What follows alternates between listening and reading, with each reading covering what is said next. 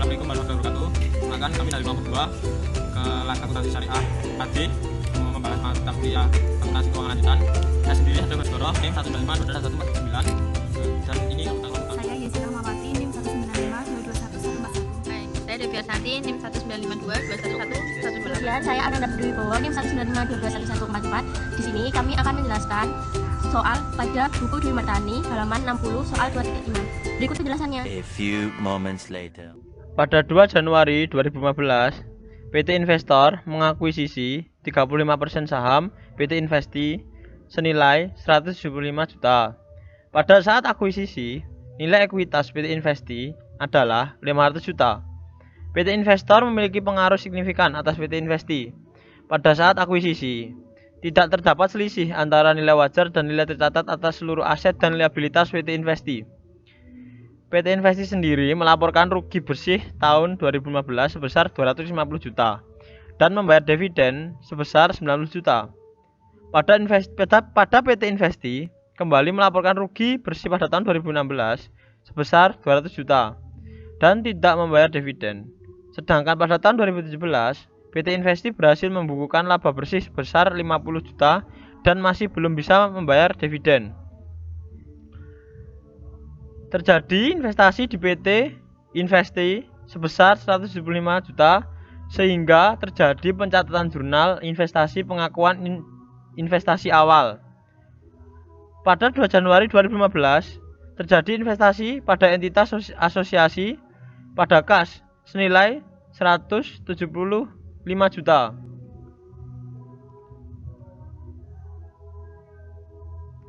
Pada 2015 PT Investi melaporkan rugi bersih sebesar 250 juta dan membayar dividen sebesar 90 juta. Untuk mencatat pengakuan piutang atas pembagian dividen, yaitu piutang dividen pada investasi pada entitas sebesar 35% dikali 90 juta.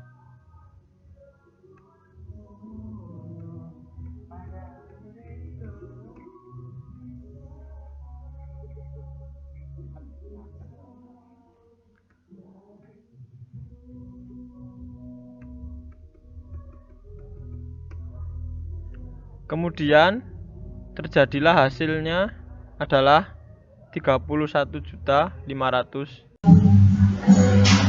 Selain membagikan dividen, PT Investi juga melaporkan rugi bersih sebesar 250 juta dan terjadi penurunan investasi sebesar 35% dikalikan dengan 250 juta sehingga terjadi penurunan investasi sebesar 87.500.000. Padahal investasi yang tercatat saat ini sebesar 175 juta dengan dividen sebesar 31.500.000 sehingga sisa investasinya menjadi 143.500.000.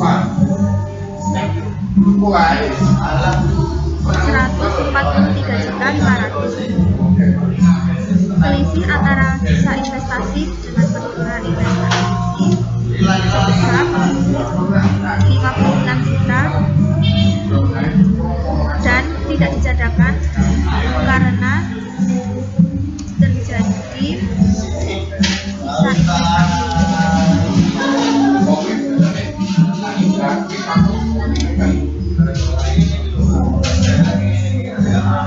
Dengan jurnal pengakuan kerugian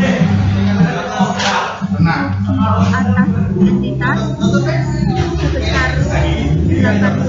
80.500.000 pada investasi pada entitas sebesar 80.500.000. Selanjutnya, PT Investi kembali melaporkan rugi bersih pada tahun 2016 yaitu sebesar 200.000. Maka terjadi penurunan investasi yaitu sebesar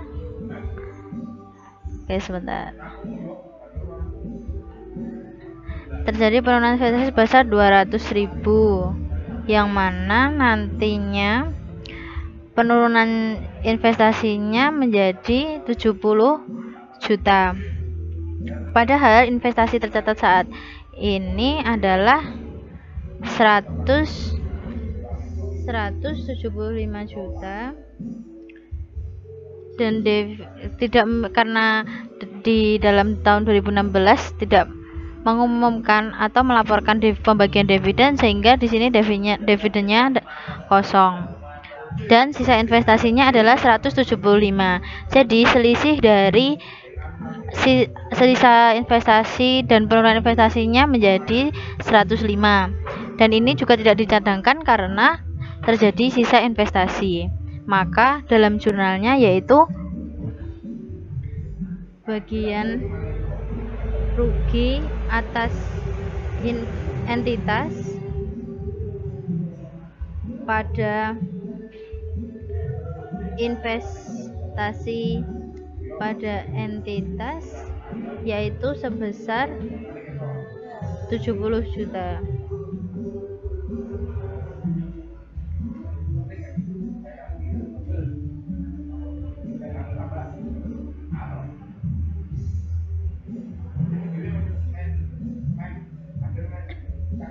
Ini tadi sebesar 70,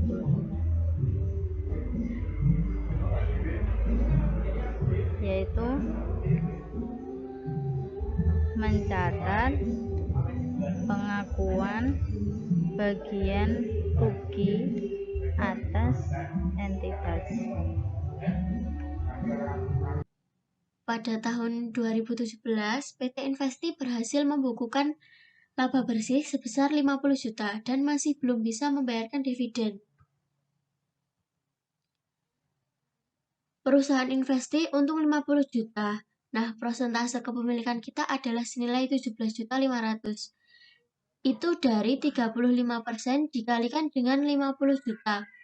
17.500.000 ini tidak bisa langsung diakui sebagai investasi akhir, tetapi harus kita jumlahkan dengan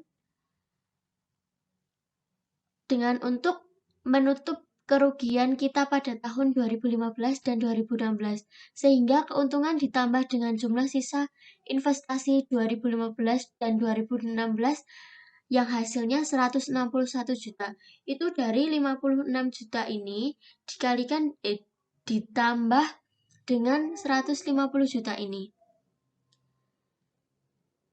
Kemudian jumlah keuntungan ditambah sisa investasi ini menjadi 178.500.000.